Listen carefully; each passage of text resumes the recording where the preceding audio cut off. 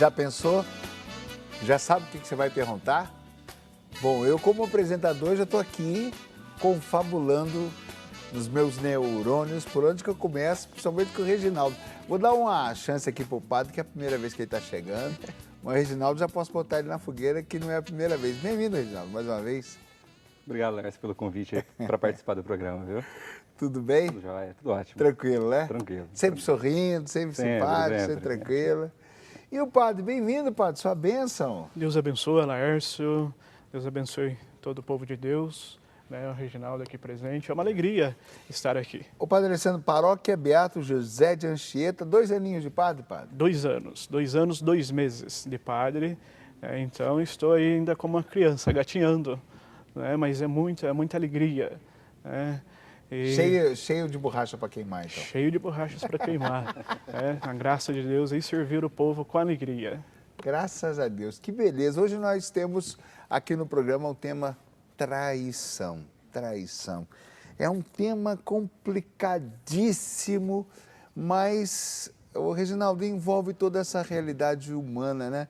Vamos começar por você, porque a gente costuma dizer que a pessoa humana é um mistério, mas na verdade existem várias situações que nos envolvem e existem várias respostas diferentes que podemos dar às situações. Nem sempre o traidor, ele fez por mal. Eu já quero abrir por aqui, porque a traição, muitas vezes a pessoa não tem firmeza, não tem constância, não se encontrou, ainda está meio perdido, não sabe o que fazer. As coisas hoje estão indo muito assim, as pessoas estão se deixando levar e muitas pessoas se veem numa situação que não gostariam de estar. Só depois a gente cai na situação que a gente vai acordar, né? Não tem muito disso? Tem. Eu acho que é interessante o que você está trazendo, Laércio, porque a gente pode pensar da seguinte forma, a traição como agressividade. Quando uma pessoa agride ou quando uma pessoa trai, há uma tendência da gente de rotular essa pessoa e às vezes até criticar levemente a pessoa e tudo mais, né? Só que às vezes a gente esquece de entender o porquê aquele comportamento ele surgiu. Ou seja, aquela traição, aquela agressividade, se ela acontece ou se ela aconteceu, é porque tem uma história por detrás.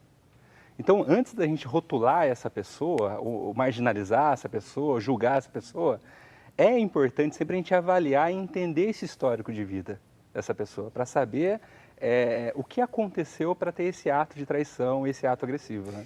Hoje em dia, né, padre, a gente começa com esses relacionamentos, os casais já nem tem tempo para se conhecer, já estão na intimidade, já estão tendo sua relação sexual no namoro, já põe os pés pelas mãos, precipita, não amadurece, muitas vezes fica grávida antes, quando vê já está casado e a pessoa depois fala, poxa, mas eu estou aqui 20 anos, já estou presa nessa situação e já muitas vezes a pessoa vai reconhecer a situação que ela mesma causou depois e aí vem um monte de possibilidades e, vamos dizer assim, as nossas amizades, ideias erradas nessa hora não faltam, né, padre? Com certeza. E é aquilo, o amor, né? A traição quando não há amor. Né? E é assim, o amor, ele é a base de tudo, para todos nós, né? O amor, ele faz com que o casal se relacione bem, faz com que o ser humano, né, ele atinja seus objetivos. E quando falta amor, há o perigo. Eu tenho um grande amigo, padre, que a esposa ficou grávida. Interessante a situação deles. Nem vou dar muitos detalhes, que às vezes o pessoal pode reconhecê-lo. Mas para dizer, então eu acompanhei, conheço já há 11 anos, 12 anos, e acompanhei bastante essa situação dele desde o início. E quando o casal acaba, falando de casal primeiro, né? Quando o casal acaba se precipitando, não é? Ele tem que correr atrás do tempo perdido, queimou as etapas, e aí depois, recém-casado, com criança, Eles estão casados, tudo bem, graças a Deus, estão bem, seguindo a vida em frente, já tiveram outros filhos, tudo vai bem, graças a Deus. Mas eles sofreram. Eles sofreram. Aí eu acho bonito, assim, nesse sentido, né? Ele, como homem, para honrar, ele sofreu muito. Eu vi aquele rapaz muitas vezes triste, porque botou os pés pelas mãos. Nessa hora, a pessoa também, ela tem que buscar um pouquinho... É sempre bom ajuda, né, padre? Ajuda, sim. Ajuda de um amigo, ajuda de nós, dos padres, né? Porque, como você bem diz, né, talvez nós fazemos muitas coisas inconsciente. E depois, no momento que tomamos consciência do fato, né, a vida, ela passa, os anos passam. E aí forma-se a família, né, Reginaldo? A família, então, ela é o princípio de tudo. E aí a pessoa não construiu aquela casa sobre a rocha, como mesmo diz o Evangelho de São Mateus, né? E essa casa, ok, qualquer problema, limitação, e aí entra a traição, muitas das vezes, um dos cônjuges, ou o casal, um deles não consegue fazer essa passagem. E aí cai mesmo. E vale lembrar, em cima do que nós estamos conversando aqui, é que não existe pessoa ignorante ou pessoa inteligente. O que existe são pessoas que têm um conhecimento num contexto e não têm conhecimento em outro contexto. E muitas vezes a escola que eu digo a escola normal, formal, ela não ensina como relacionar-se com o outro, não é? Então, às vezes, a pessoa ela passa uma etapa e começa a ficar perdida e ela não tem conhecimento para lidar com essas dificuldades do relacionamento.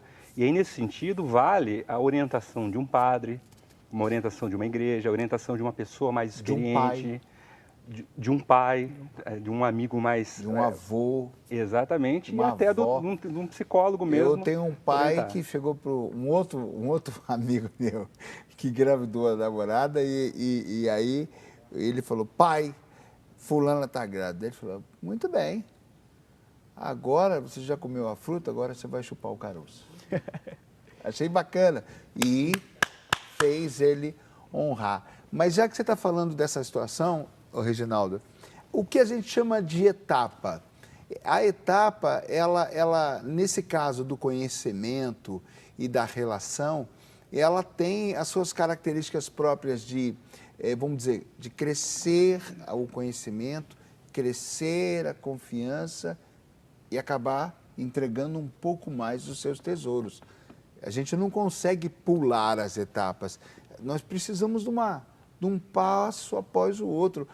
Nós precisamos de pedagogia, não é? Precisamos. A gente poderia pensar que todo ser humano tem fases de desenvolvimento. Desde a infância, passando pela adolescência, se tornando adulto e até chegando à terceira idade, à velhice, há fases de desenvolvimento. E nessas fases de desenvolvimento, há algumas necessidades que precisam ser realizadas. Quer dizer, quando você é criança, você precisa receber afeto, carinho, atenção, afago e tudo mais. Quando durante essa fase não acontece isso, não é realizado essa situação, acontecem as carências. Acontecendo as carências, pode-se desandar desse caminho. Ótimo. Aí a gente abre uma lacuna. Eu estou dando uma pan já, padre. É assim, ó, dando uma geral no assunto. Uma geral. A gente falando das carências, a gente pode falar também, por exemplo, das amizades. Aí a gente abre para outro aspecto. Então, a pessoa, até num colega de trabalho, aquela pessoa que, vamos falar assim, que é um pouco inocente demais, que confia em todo mundo demais. Desculpa falar assim, não estou desmerecendo nada nem ninguém, mas parece até bobinha demais. Entrega seus tesouros para todo mundo. Essa, a gente pode dizer que talvez ela não tenha vivido bem alguma etapa, ô Reginaldo? Eu sei que estou te jogando numa fogueira, mas vamos correr um pouquinho de risco. Vamos lá. Como eu estava falando no início, não existe pessoa ignorante ou existe pessoa inteligente, né? Existem pessoas que conhecem muito de algum contexto e desconhecem de outro contexto. Então, nesse caso, de uma pessoa que às vezes não tem uma malícia no ambiente profissional, é que às vezes ela não teve uma orientação para lidar nesse contexto profissional. Então, nesse caso, às vezes ela precisa levar algumas rasteiras, precisa aprender para Exato. Às poder vezes aprender. precisa levar algumas rasteiras. Precisa passar isso. Tem pessoas que são um pouco mais sortudas, porque às vezes tem um pai, tem um amigo que vai orientando, ó, não fala isso, não faça isso, ambiente profissional não é ambiente pessoal. Ambiente pessoal você pode brincar, você pode falar geral, bobagem. a pessoa precisa né? ter um pouco de critério, isso não é fácil. Não tem muito. Muitas vezes os pais não ensinam os filhos a. Olha, quando você vê esse sinal, onde tem fumaça, pode ser que tenha fogo embaixo, né? Muitas vezes a gente não é educado para ter uma certa percepção, nem vou falar malícia, antes de chegar na malícia ainda, uma percepção, às vezes, do que é natural, não é? Vale lembrar que a história educacional brasileira é uma história recente, ela é muito jovem mesmo, né? Se a gente for pegar essa educação de pai para filho, em que o pai senta, tenta conversar, abre um diálogo para discutir o problema, propor algumas soluções, elogiar e valorizar o filho, isso é algo muito recente na nossa educação brasileira, né? Então, quer dizer, imagine como foi o seu avô, o seu bisavô, como que foi toda essa orientação. Então, isso é muito recente na nossa educação. O meu pai era assim, o meu avô botava ele num cavalo chucro, aos 12, 13 anos de idade, lá no interior do Rio Grande do Norte, pegava o chicote e falava, se você cair, eu estou te esperando. Quer dizer, então... uma educação a tapas, né? É a tapa. Ou ele se virava, ou ele se virava. Então, a pessoa, às vezes, vai lidar depois com uma situação de um pouco de afeto que recebe, ela já se entrega toda. Muitas vezes pode acontecer, né, padre? Um olhar, né? Um olhar de estudo também. Na minha infância, fui criado pelos meus avós. O meu avô, materno, apenas com o olhar, ele transmitia tudo. Ele ensinava, nós já sabíamos se estávamos fazendo alguma coisa que era errada ou certa. Então, e hoje há um desacreditar também. Quando o padre atende as confissões, muitas das vezes o atendimento, o aconselhamento, eu percebo um pouco disso nas pessoas, esse desacreditar. Não acreditam mais, medo. O medo, mas o desacreditar, assim, na questão da traição, porque já passou por um momento de traição. Padre, a pessoa que passa por um momento de traição, o senhor que atende bastante também, então, a gente pode dizer que o primeiro momento é ela que precisa de ser cuidada? Sim, primeiro momento em vez de cuidar da situação, o que fazer ou como fazer, primeiro momento ela precisa cuidar dela. Ela precisa abrir o coração. O coração é a chave. Quando chega uma pessoa e fala para mim, está triste, magoada, muito com ressentimentos, eu falo assim, olha, o coração, rezar, é oração, mas abrir o coração e rever o que te levou a acontecer isso, né? E como nós estamos aqui falando, né? Um olhar de estudo e a criação da pessoa. Outro dia eu estava atendendo uma pessoa e ficou claro, e depois com jeitinho eu fui conversando com ela e ela começou a perceber que ela se anulou. Ela entendeu que ser uma só carne no casamento, que ela tinha que ser tudo para o marido.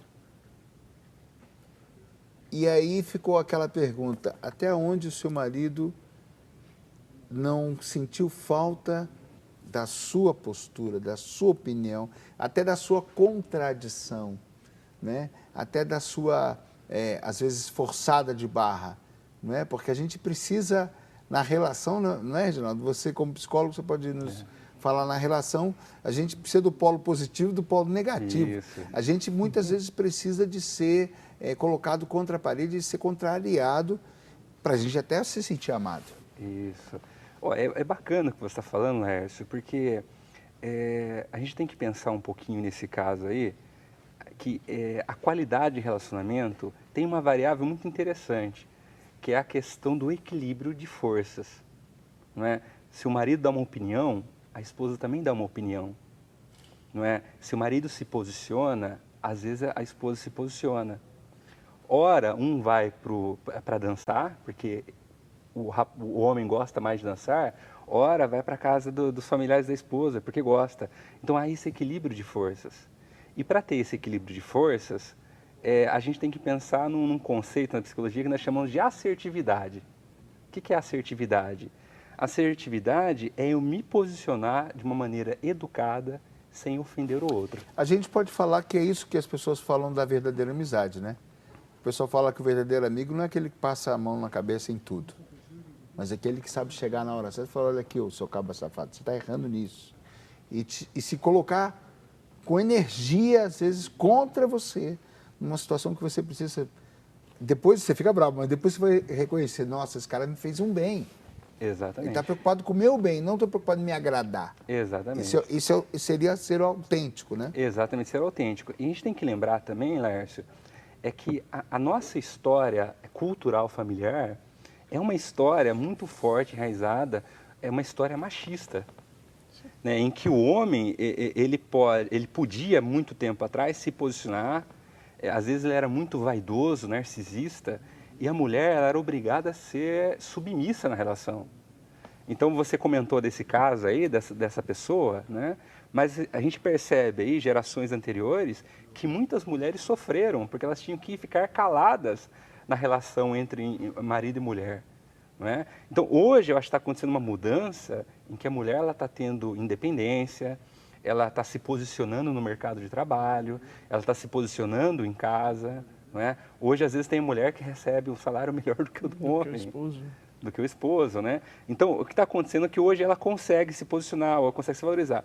Mas se você pegar as mulheres mais velhas, elas tinham muita dificuldade, porque todo o contexto não permitia esse espaço, né? É possível, padre, que muitas dessas pessoas, vamos dizer assim, não estou generalizando não, viu gente, pelo amor de Deus, mas é possível que muitas dessas pessoas que sofrem como a traição, vamos botar entre aspas aqui, além da traição, uma opressão, muitas vezes são pessoas que não encontraram o seu lugar, não assumiram o seu lugar, que até se omitem um pouco. O padre, no aconselhamento, precisa ter muito tato também para ajudar a pessoa a se despertar como pessoa, né? Sim, sim. Ele precisa perceber, né? Perceber a pessoa, como você falou, Laércio, anteriormente, na questão do anular. Então, muitas pessoas se anulam, né? Não falam e não se expressa dentro da casa, né? Junto com mesmo os filhos, ou então a esposa, né? E entra a questão do machismo, né? Então, que faz com que a pessoa, ela o quê? Ela se feche totalmente, né?